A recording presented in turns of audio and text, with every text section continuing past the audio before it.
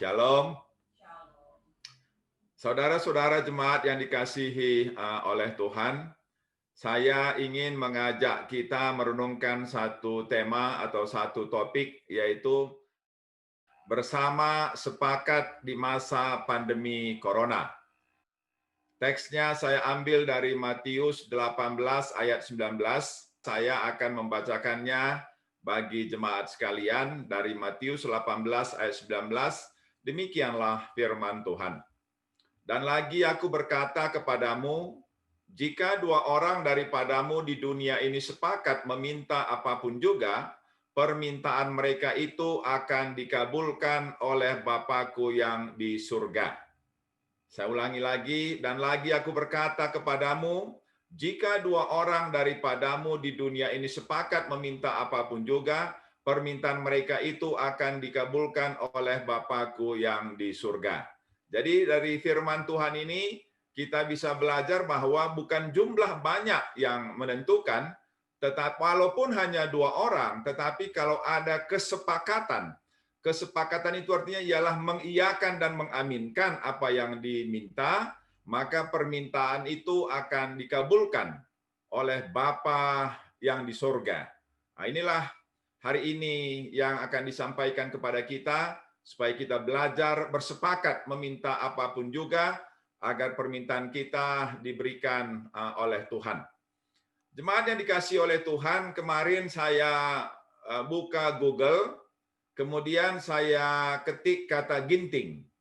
Nah, di Google itu, pencarian mesin pencari itu, maka ketika saya cari ginting, ya bukan Edi Ginting yang keluar, tapi juara bulu tangkis dunia. Nah, itu yang muncul di kata ginting itu. Dan ketika itu muncul, ya saya teringat pemilik BTC pernah beritahu kepada saya, Pak Ginting itu saudaranya ya, juara bulu tangkis dunia katanya. Oh iyalah Pak, satu sama-sama dari Karo. Saya bilang begitulah dengan sedikit berbangga. Kemudian saya tambahkan di kata ginting itu kasus. Jadi saya cari di mesin Google itu ginting kasus. Maka muncullah dua nama. Ya saya tidak etis sebutkan nama ini. Lalu teman di Tiranus bertanya kepada saya, Pak Edi itu saudaranya ya yang ditangkap itu katanya. Oh, dia bukan dari Karo, Pak. Dia kalau nggak salah di Langkat itu lahirnya, saya bilang. Nah, jadi inilah secara naluriah yang terjadi bila ada yang sekelompok dengan kita, yang sesimbol dengan kita, menyenangkan hati, maka kita akan mengakui. Tapi kalau yang sesimbol itu memalukan, maka kita berusaha menghindari. Apa artinya ini? Artinya ialah bahwa setiap orang tidak hanya hidup untuk dirinya, tetapi setiap orang itu berdampak juga untuk kelompoknya. Kalau satu orang ginting berbuat yang baik, maka banyak ginting yang lain akan menerima dampak kebaikan itu. Tetapi kalau satu orang ginting berbuat yang tidak baik, maka banyak ginting juga akan mengalami dampak negatif dari perbuatannya itu.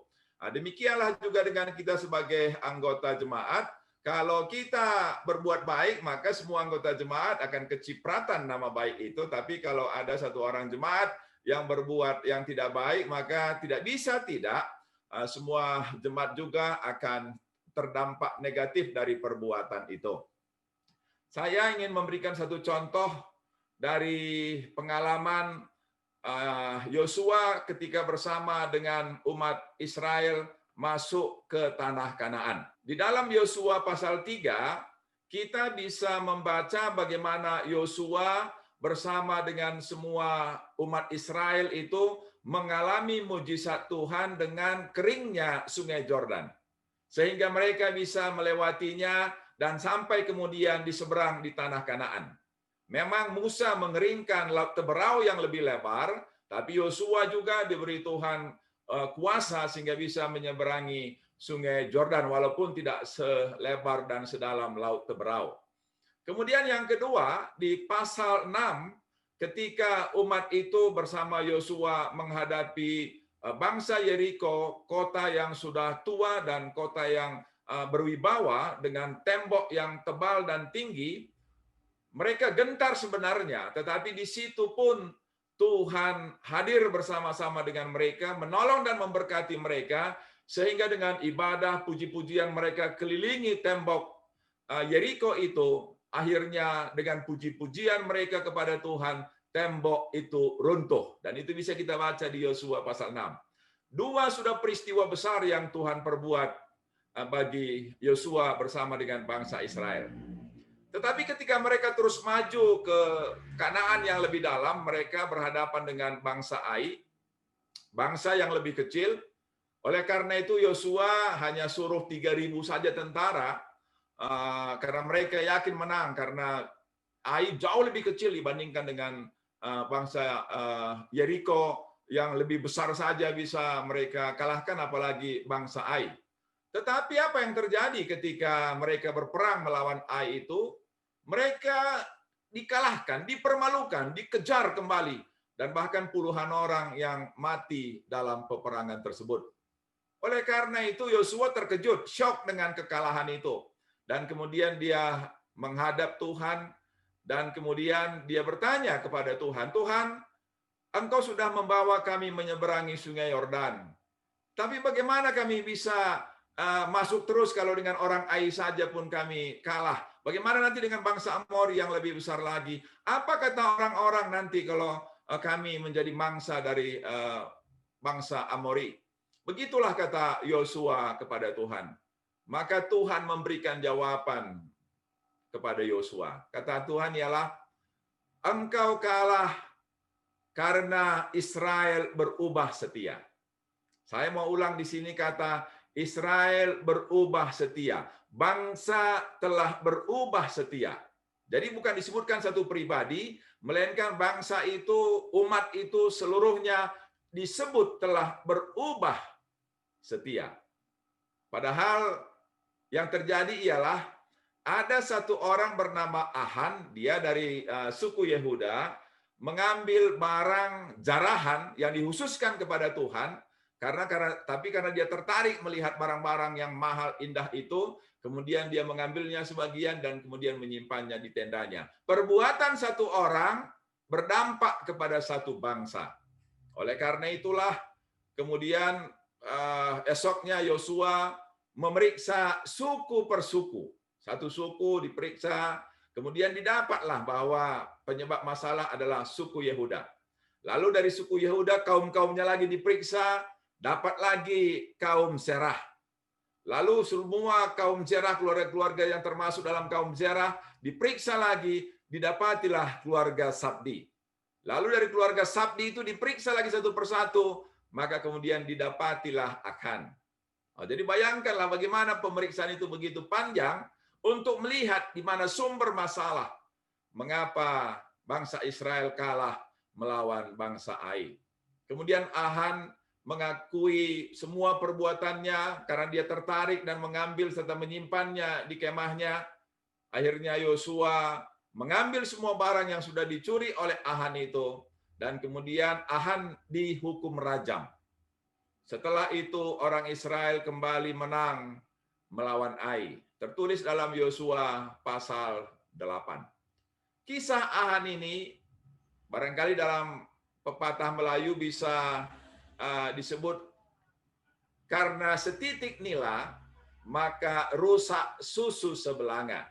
Karena perbuatan satu orang maka semua bangsa atau satu bangsa mengalami akibatnya. Jemaat yang dikasihi oleh Tuhan, di perjanjian baru kata gereja, eklesia dan igreja itu jamak. Yang artinya ialah kumpulan orang yang sudah ditebus dan orang yang mengikut Tuhan. Jadi kalau disebut gereja, ya kumpulan orang lah yang beribadah kepada Tuhan, bukan satu orang. Juga sapaan Tuhan Yesus kepada murid selalu jamak. Contoh ialah dalam Kisah 1:8 ketika Tuhan Yesus mengatakan, kamu akan menjadi saksiku. Berarti bukan satu orang, melainkan semua kamu akan menjadi saksiku. Oleh karena itu, Rasul Paulus mengatakan dalam 1 Korintus 12 ayat 7. tetapi kepada tiap-tiap orang dikaruniakan penyertaan Roh untuk kepentingan bersama. Jadi artinya ialah Tuhan memberikan talenta kepada seseorang untuk kepentingan bersama. Nah, ini saya kira kata kunci yang penting kita ingat. Apapun yang ada pada saya bukan untuk kepentingan saya, tapi untuk kepentingan kita bersama. Apapun yang ada dimiliki oleh seseorang di dalam jemaat, maka itu bukan untuk kepentingannya pribadi, bukan kegunaannya secara pribadi, melainkan ialah untuk kegunaan semua anggota jemaat. Karena itu dalam Filipi pasal 2 ayat 4 firman Tuhan katakan, dan janganlah tiap-tiap orang hanya memperhatikan kepentingannya sendiri, tetapi kepentingan orang lain juga. Ini kita sudah berulang-ulang belajar, supaya kita jangan hanya memperhatikan kepentingan kita sendiri, tetapi kepentingan orang lain juga. Kemarin diperingati ulang tahun yang ke-503, Gerakan Reformasi. 31 Oktober 1517, dan sekarang sudah 2010, 503 tahun. Maka kemudian banyak quote-quote, dan saya juga diminta oleh Tyrannus membuat quote.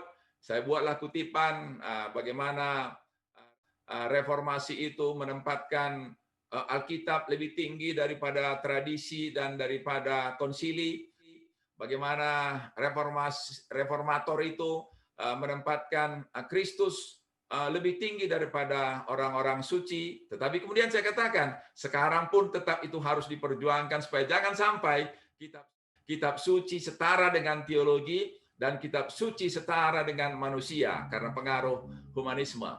Nah, kemudian saya kutip lagi satu orang ahli teologi dari Katolik yang mengatakan tragedi terbesar pada akhir abad pertengahan atau pada masa reformasi ialah ketika kemudian teologi dipisahkan dari spiritualitas.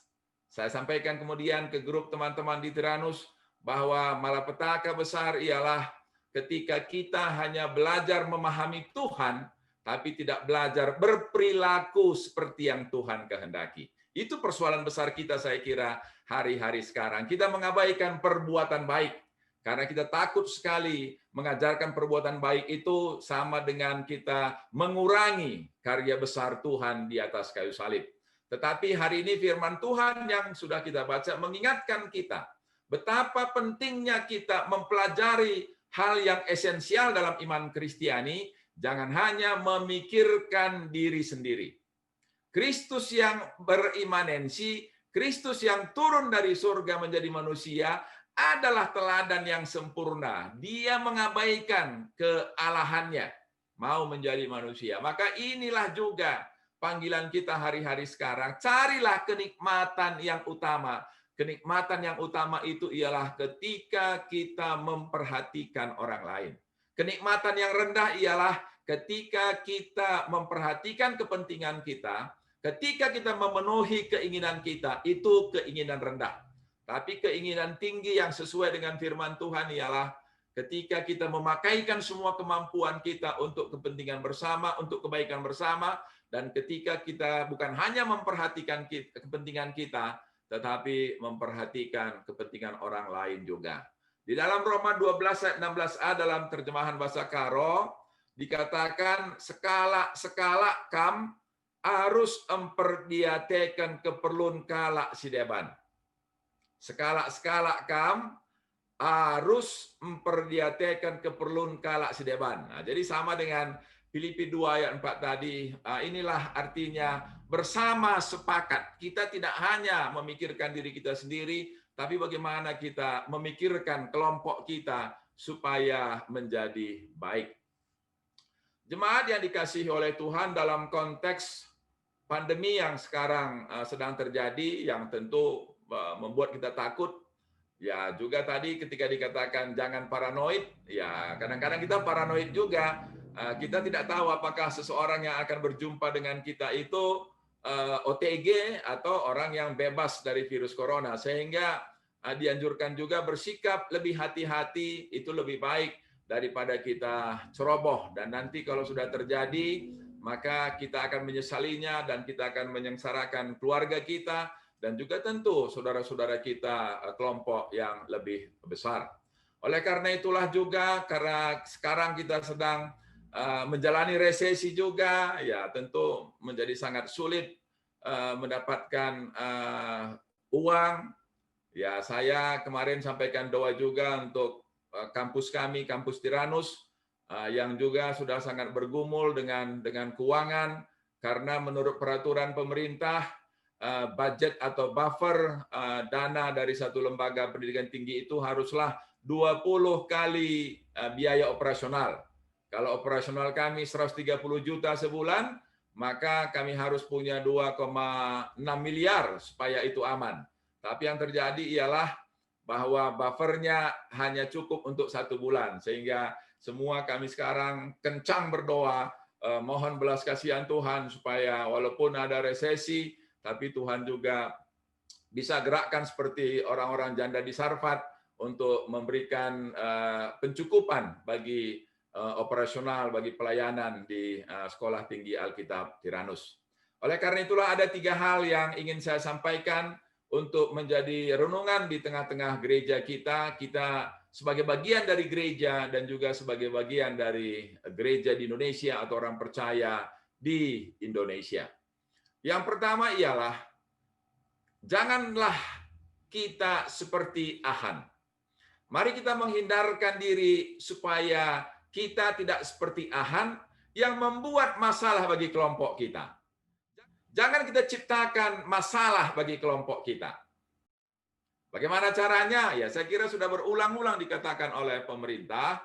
Kita tidak tahu apa yang bisa terjadi pada diri kita hari ini dan hari yang akan datang, tetapi sedapat-dapatnya kita mengantisipasi supaya jangan terjadi masalah pada diri kita yang bisa berdampak pada orang-orang lain. Artinya, sehubungan dengan pandemi ini, janganlah kita ceroboh ya, janganlah kita terlalu percaya diri, kemudian kita tidak pakai masker, lalu kita jumpa-jumpa dengan teman-teman kita, saudara-saudara segereja kita, karena rindu atau karena sudah lama tidak bersekutu, kita ingin ngobrol-ngobrol. Tapi kalau kemudian kita terpapar corona, jangan-jangan kemudian pemerintah nanti bisa buat klaster baru, klaster Gigi Cimahi. Kalau itu terjadi kan tentu kita sudah membuat masalah bagi gereja kita, sudah membuat masalah bagi kelompok kita. Oleh karena itu, sedapat-dapatnya setiap kita menjaga diri kita, mengikuti protokol kesehatan yang diberikan oleh pemerintah. Kami setiap pagi sekarang jalan kaki untuk mencapai 6.000 langkah untuk saya dan 10.000 langkah untuk Nora. Ya, kami usahakan supaya tetap pakai masker walaupun sesak. Oleh karena itu saya kadang-kadang mencari waktu yang paling sepi di depan rumah kami sehingga saya bisa menghirup udara yang segar, karena tidak ada berjumpa dengan orang pada waktu olahraga tersebut. Tapi kalau kita berjumpa dengan orang, maka kita harus pakai masker. Jemaat yang dikasihi oleh Tuhan, bagian satu ini juga mengajarkan kita atau mendorong kita ialah supaya kita jangan jadi batu sandungan dan beban sosial bagi gereja kita.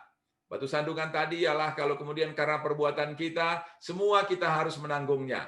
Lalu kalau beban sosial, jangan kita beranggapan beban sosial itu ialah kita tidak punya dana, kita tidak punya pekerjaan, kita sakit, kita lemah. Bukan itu yang dimaksudkan dengan beban sosial menurut Alkitab. Yang dimaksudkan dengan beban sosial dalam Alkitab itu ada 2. Satu ialah di dalam Korintus pasal 5, ada orang yang menikahi istri ayahnya yang sudah meninggal, janda ayahnya, dan itu bagi orang pun mereha. Mereha itu ya memalukan. Tetapi orang Kristen atau gereja di Korintus menganggap bahwa itulah bukti kebebasan. Di dunia itu mereha salah, tetapi di dalam Tuhan yang sudah membebaskan kita, maka kita tidak apa-apa melakukannya. Itu namanya menjadi beban sosial. Lalu yang kedua, dalam 2 Tesalonika 3 ayat 10, Beban sosial itu ialah orang yang tidak tertib, tidak mau bekerja, kerjanya hanya ngalor ngidul saja, menjelekkan orang sana sini, itu beban sosial. Jadi janganlah kita menjadi orang seperti ini. Kita harus menjaga diri kita dan berdoa kepada Tuhan, Tuhan, aku mau supaya di dalam hidupku aku menjadi berkat bagi kelompokku, tidak menjadi beban sosial bagi kelompokku. Lalu yang kedua, ini juga pentinglah bagi kita, artinya bersama bersepakat tadi, yaitu jangan menyakiti hati saudara kita, terutama di gereja. Jangan merugikan saudara kita. Jangan mengacaukan saudara kita. Tetapi usahakanlah supaya kita menjadi penghibur, penguat, dan saluran berkat bagi saudara kita. Firman Tuhan katakan dalam 1 Korintus 5 ayat 6, kemegahanmu tidak baik. Tidak tahukah kamu bahwa sedikit ragi menghamiri seluruh adonan? Jadi jangan kita berbangga hati kalau kita membuat saudara kita tersakiti, atau berbangga hati kalau kita bisa membuat saudara kita kecil hati. Semestinya kita belajar, apalagi pada masa pandemi dan resesi ini, saya kira lebih baiklah kita diam daripada mengucapkan kata-kata yang bisa salah. Karena ketika situasi sedang tidak mudah, maka orang menjadi sangat mudah kecil hati atau tersinggung. Oleh karena itu, lebih baiklah kita berdoa supaya kata-kata kita tidak menyinggung perasaan saudara kita, tapi bisa menguatkan, menghiburkan mereka di tengah-tengah keadaan yang tidak mudah ini. Lalu yang ketiga, sesuai dengan teks firman Tuhan yang tadi sudah kita bacakan dari Matius 18 ayat 19, maka marilah kita bersama sepakat. Artinya bersama sepakat itu ialah bersama sepakat beribadah. Semua kita beribadah. Kalau semua kita beribadah, maka apapun yang kita minta, Tuhan akan berikan. Kalau kita bersama sepakat berdoa, berdoa pagi antara pukul 5 sampai dengan 6. Berdoa puasa pada hari Jumat. Berdoa pribadi-pribadi lagi, setiap pribadi dan keluarga. Maka apapun yang kita minta, termasuk supaya corona berhenti, supaya resesi dipulihkan, pasti Bapa kita di surga akan mengabulkan. Kemudian kalau kita bersama sepakat bersekutu, ya anak-anak sekolah minggu masih bersekutu nanti pukul 4, ibu-ibu masih bersekutu nanti pukul 7, kemudian kita masih ada bersekutu lagi setiap hari Rabu. Kalau semua kita sepakat ada dalam semua kegiatan itu beribadah, berdoa, dan bersekutu, maka sesuai dengan janji Tuhan, apapun yang kita minta, maka Bapa di surga akan memberikannya. Oleh karena itu, inilah sesuatu yang penting.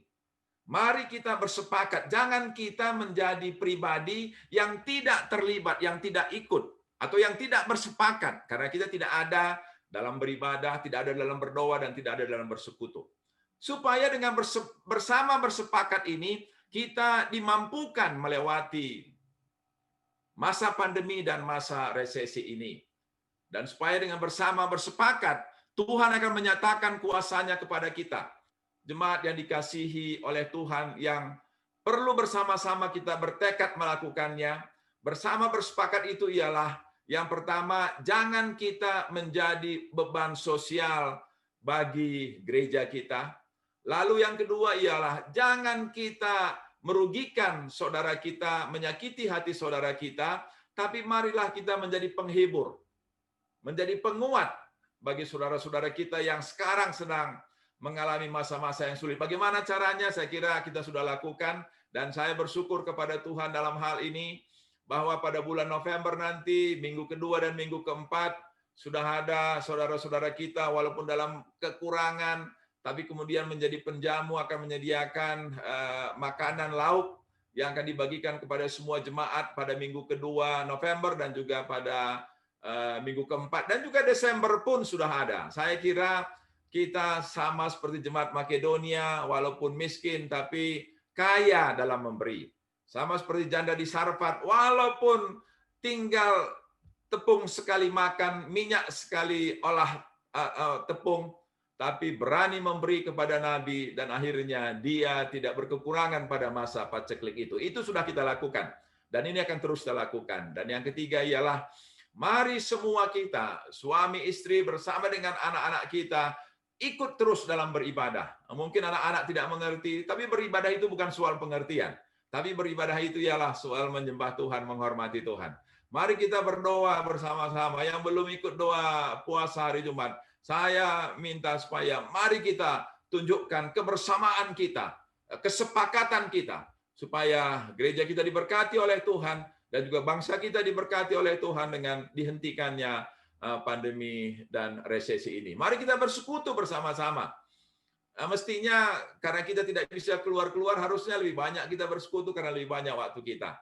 Tetapi seberapa waktu kita yang ada, apa yang sudah diaturkan gereja, marilah kita ikuti, sehingga dengan demikian kita bisa bersama bersepakat pada masa pandemi ini, supaya semua kita diselamatkan oleh Tuhan, dan juga supaya bangsa kita diselamatkan oleh Tuhan, karena yang kita minta ialah supaya pandemi ini segera berakhir, supaya resesi pun bisa segera berakhir, dan pemulihan ekonomi mulai terjadi. Tuhan menolong dan Tuhan memberkati kita supaya kita bersama bersepakat pada masa pandemi dan resesi ini. Amin. Mari kita berdoa. Bapa kami dalam kerajaan surga, segala puji dan syukur kami sampaikan kepadamu, karena kami sudah mendengarkan firman-Mu. Tuhan, kami rindu menjadi pelaku-pelaku firman-Mu. Kami akan bersama bersepakat pada masa pandemi ini, menjaga diri kami supaya tidak mencederai gereja kami dan nama Tuhan dan nama gereja di negeri ini. Dan juga kami akan menjaga diri kami supaya tidak merugikan saudara-saudara di sekitar kami, tapi bisa menjadi berkat penghibur bagi saudara-saudara di sekitar kami, dan juga supaya kami bisa mengikuti dengan semua saudara-saudara kami sebagai tanda kesepakatan kami, baik dalam beribadah, baik dalam berdoa, maupun juga dalam bersekutu. Tuhanlah yang menolong dan Tuhanlah yang memberkati kami. Karena dalam Kristus Tuhan dan Juru Selamat kami berdoa dan kami mengucap syukur. Amin.